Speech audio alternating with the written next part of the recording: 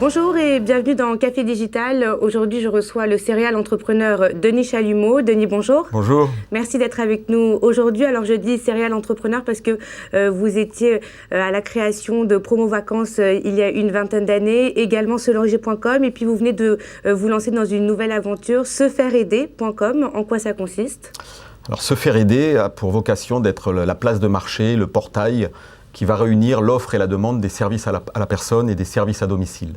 Le constat, c'est qu'aujourd'hui, pour trouver quelqu'un qui va venir vous rendre service à domicile, on a identifié 300 métiers de gens qui viennent chez vous. Ça va de l'ostéopathe, du plombier pour la maison, dans les loisirs, c'est le prof de maths, enfin le prof de guitare, le prof de piano, le prof de maths pour l'enseignement, les gardes d'enfants, l'accompagnement des personnes âgées.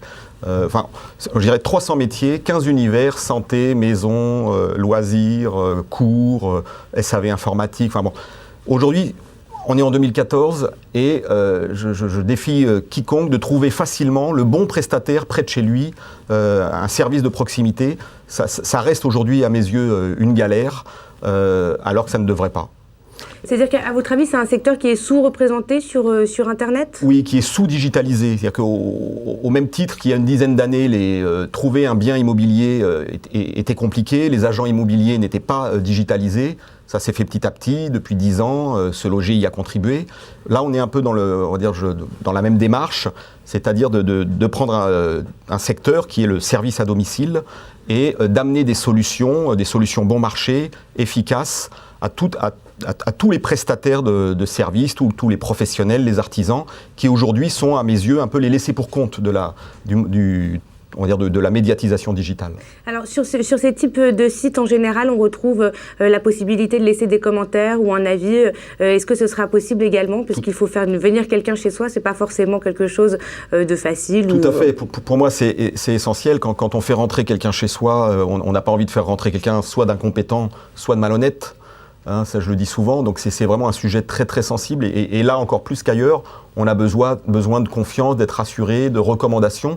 C'est pour ça que jusqu'à présent, c'était surtout le bouche à oreille. Dès qu'on a besoin de faire rentrer quelqu'un chez soi, on interroge ses proches, ses voisins. Est-ce que tu connais quelqu'un pour ceci, pour cela ? Bon, parce que c'est anxiogène de faire rentrer quelqu'un chez soi. Et donc, un site comme Se Faire Aider se doit, par les recommandations, par les avis d'utilisateurs, justement, de permettre d'identifier les meilleurs prestataires, les bons, et près de chez soi. Et quels sont les chiffres clés pour l'instant que vous communiquez sur le site ? Alors le site a ouvert il y a maintenant 2 mois, fin janvier. Nous avons pour son lancement référencé 600 000 prestataires dans les 300 métiers que j'ai évoqués.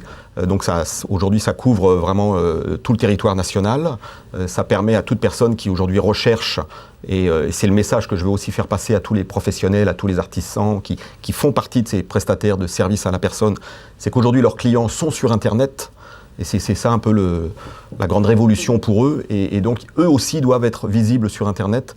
Et donc, 600 000 personnes aujourd'hui, prestataires qui sont référencés. Et notre travail en ce moment consiste à, on va dire presque prestataire par prestataire, les inviter à venir sur le site pour compléter leur référencement, compléter leur inscription, de façon à avoir une fiche, quelque part, la plus sexy, la plus vendeuse, et ensuite aussi leur permettre d'être justement référencés, recommandés. Alors, vous oubliez quand même le plus gros chiffre qui est votre dernière levée de fonds avec 4 300 000 euros récoltés. Qu'est-ce que vous comptez en faire ? Alors, c'est vrai que cette somme peut paraître très impressionnante, mais...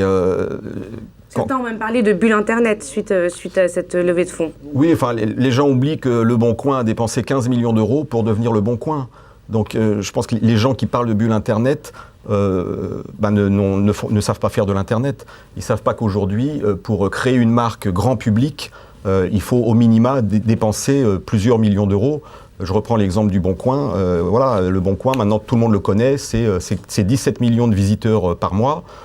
Bon, là je parle d'un confrère, d'un concurrent, mais ça ne s'est pas fait facilement.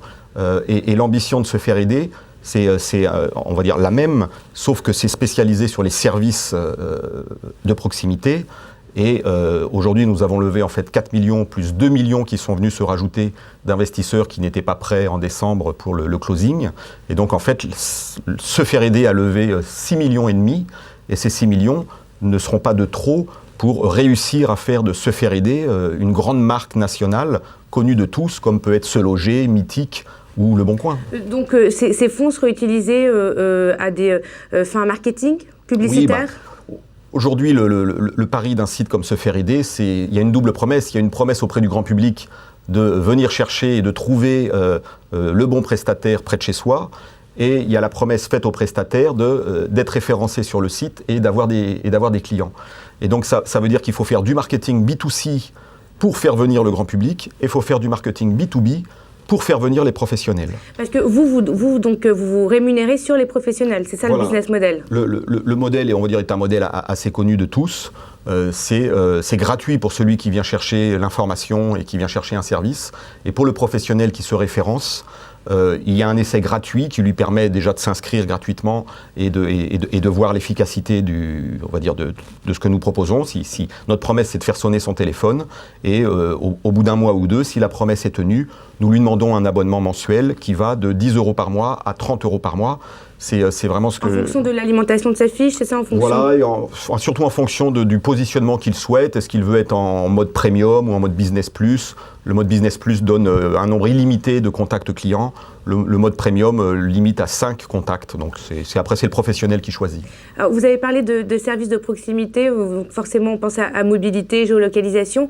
Est-ce que vous comptez vous développer dans le mobile également? Oui, tout à fait. Aujourd'hui, on ne peut pas faire on va dire, une marque et un produit Internet sans être accessible depuis les smartphones, les tablettes, etc.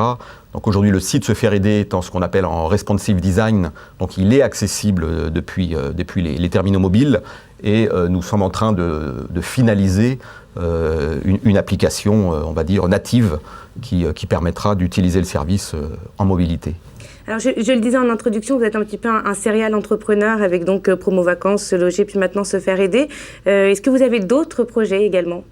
Oui, alors en parallèle de Se Faire Aider, qui est aujourd'hui mon plus gros projet, ma plus grosse actualité, j'accompagne en tant que consultant et investisseur 2-3 autres projets très intéressants, notamment Le Bon Taxi, lebontaxi.com, qui est une application pour identifier, se géolocaliser et trouver un taxi à proximité ou le commander à l'avance. Donc c'est pour moi une application qui va permettre aux taxis, justement eux aussi, de se digitaliser et de pouvoir se défendre à armes égales contre les sociétés de VTC.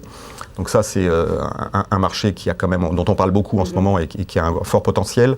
J'accompagne aussi une start-up qui s'appelle Vodcaster, et qui est une sorte de réseau social pour les passionnés de cinéma et de séries, et qui va un petit peu révolutionner la VOD en permettant de consulter et de choisir un film de façon légale, de le consulter et de le revendre ensuite.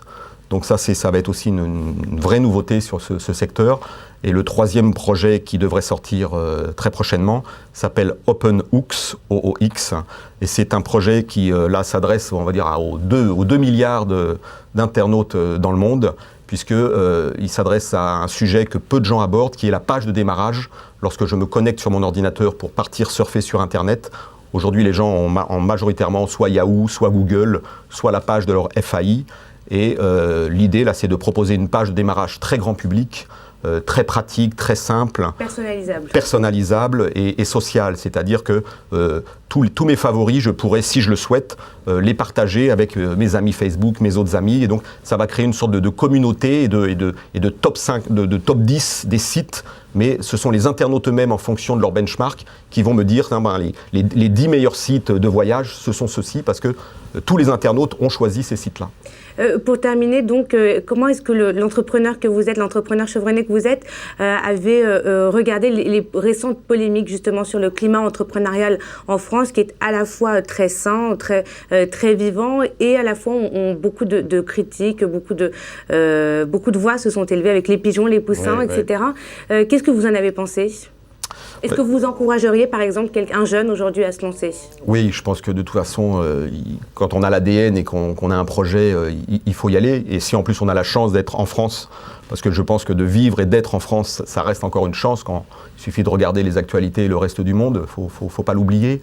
La fiscalité aujourd'hui en France, c'est vrai, est lourde, peut être vue comme une sanction par rapport à des pays qui favorisent un peu mieux l'entrepreneuriat. Je pense que tout le travail qui a été accompli ces derniers temps, le travail des pigeons, etc., font qu'on sent que les mentalités sont en train de changer. Les entrepreneurs ne sont plus vus comme, on va dire, comme les vilains. Ils sont plus du côté obscur. On sent qu'aujourd'hui, les entrepreneurs sont la solution à la crise, la solution à l'inversion de la courbe du chômage. Un projet comme Se Faire Aider s'inscrit pleinement dans cette dynamique. Moi, j'ai cette très grande fierté qu'un site comme Se Faire Aider permet à des entrepreneurs, à des micro-entrepreneurs, à des auto-entrepreneurs de se lancer et de trouver des clients et donc de réduire le chômage par là même. Donc, je crois que tout ça, ce sont des bons leviers. Et donc, pigeons, poussins... ce sont des bonnes nouvelles. Voilà, je pense qu'ils ont fait du super boulot. Je n'y ai pas participé parce qu'à l'époque, je n'étais pas encore suffisamment média socialisé. Je n'avais pas de compte Twitter, etc. Donc j'ai pris un peu le train trop tard. Mais je leur dis bravo. Merci beaucoup, Denis Chalumeau. Merci à vous. À bientôt. Café Digital, c'est tout pour aujourd'hui. On se retrouve la semaine prochaine avec un nouvel invité.